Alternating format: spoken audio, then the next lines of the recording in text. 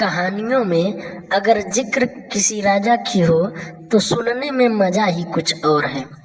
तो आज की कहानी एक राजा और ऋषि पर है। तो आइए सुनते हैं कैसे है यह कहानी।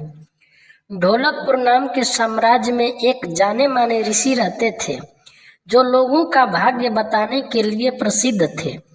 उस राज्य का हर व्यक्ति उन प्रसिद्ध ऋषि व उनके कौशल के बारे में जानता था। एक दिन उस ऋषि के बारे में वहां के राजा को भी पता चला।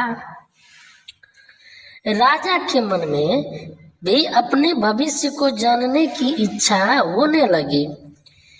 इसी के चलते उसने अपने सैनिकों को ऋषि के पास भेजा और पूरे सादर सम्मान से उन्हें महल लेकर आने का आदेश व आमंत्रण दिया। राजा की आज्ञा के अनुसार सैनिक ऋषि के पास गए और ऋषि को राजा का आमंत्रण सुनाते हुए उनके महल चलने की प्रार्थना करने लगे। ऋषि भी सैनिकों के साथ महल चलने के लिए तैयार हो गए।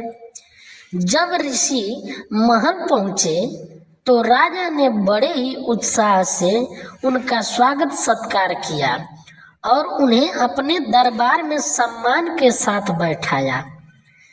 जब ऋषि ने थोड़ा आराम कर लिया तो राजा ने ऋषि के सामने अपने मन की इच्छा रखी और उनसे अपने भविष्य के बारे में पूछा। ऋषि ने राजा से उनकी जन्म कुंडली मंगाई और उसे ध्यान से देखने लगे।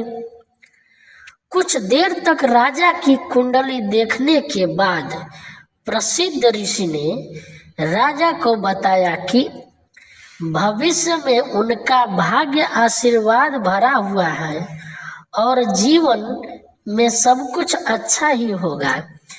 इस तरह ऋषि ने राजा के भाग्य के बारे में अच्छी अच्छी बातें बताई। राजा खुद से जुड़ी अच्छी भविष्यवाणी सुनकर बहुत प्रसन्न हुआ। उसने खुश होकर ऋषि को सोने और चांदी का उपहार दिया।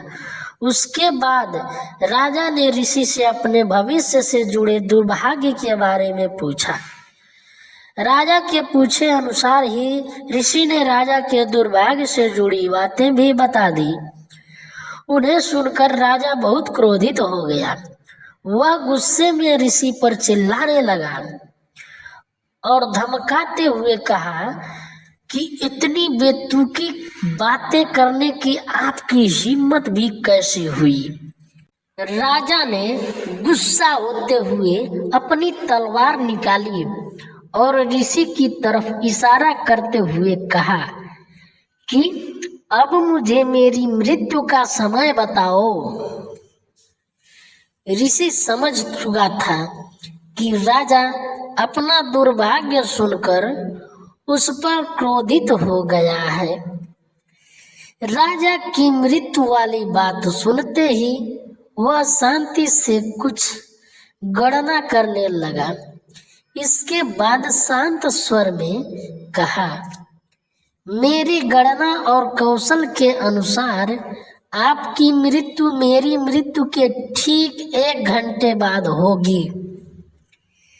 राजा ऋषि की यह बात सुनकर हैरान हो गया। अब उसे अपनी गलती का एहसास होने लगा। उसने तुरंत अपनी तलवार नीचे रखी और ऋषि के साथ किए गए अपने दुर्व्यवहार के लिए उनसे माफी मांगी।